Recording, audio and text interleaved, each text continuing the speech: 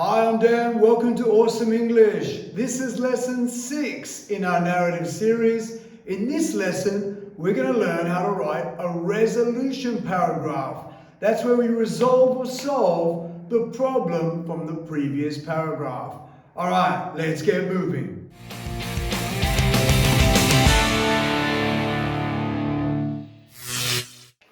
Okay, welcome to our awesome checklist for today's lesson. These are the learning objectives we want to achieve. It's our roadmap to success. So, in this lesson, we want to first know what is the purpose of a resolution paragraph. Then, to be able to practice writing a resolution paragraph together. To use a mix of simple, compound, and complex sentences. And then finally, to use some literary devices to really engage and hook our reader. Okay, let's learn more. So what is a resolution paragraph? Well, your story or your character has just had a big problem. So this paragraph is all about resolving or solving that problem in some way.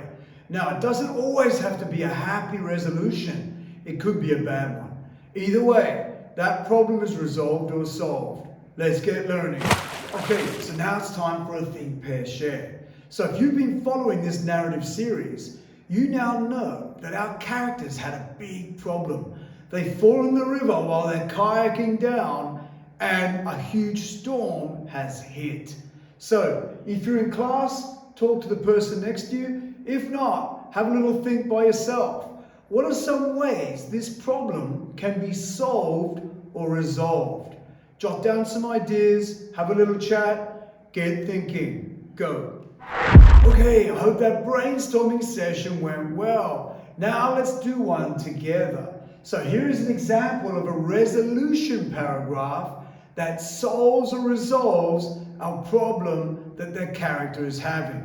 So now you can use this as a way to take ideas, or you can innovate, which means change some of those ideas to form your own paragraph. Let's check it out. It felt like hours later that Oscar groggily opened his eyes. He felt warmth radiating on his face. His eyes stared into the red and yellow ambers of what looked like a campfire. Stumbling to his feet, he looked around the empty, spinning room. It was a run-down stone cabin. Next to the fire was half a loaf of bread and a small bottle of water. He greedily grabbed the water and gulped and gasped half of it down. Oscar limped to the cabin entrance and stared into the forest. Outside, the rain had stopped and the sun was casting brilliant yellow beams through the trees.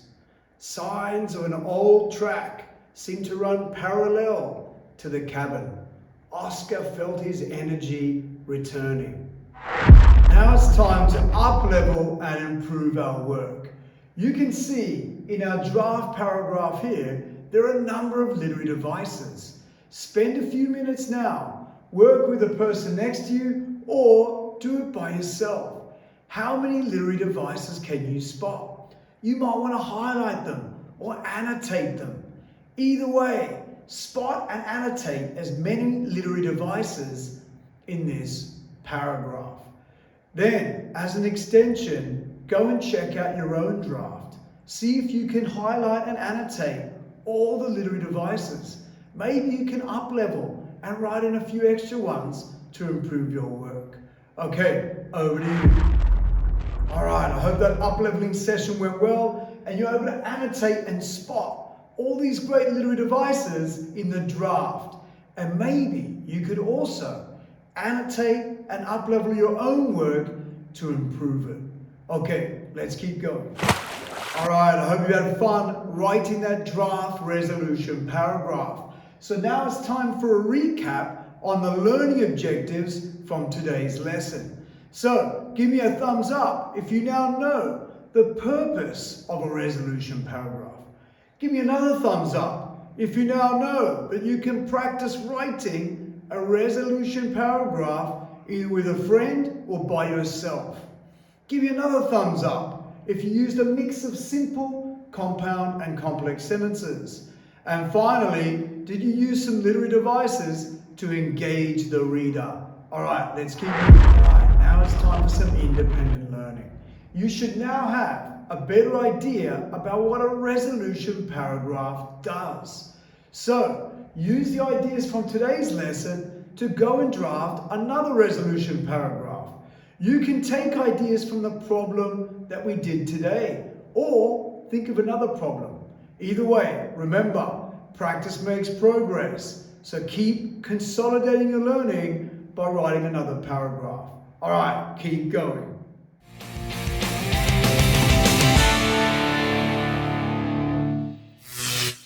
Thanks for learning this today at Awesome English. I hope you now know how to write a resolution paragraph to your problem. I'll see you next time, and remember to stay awesome.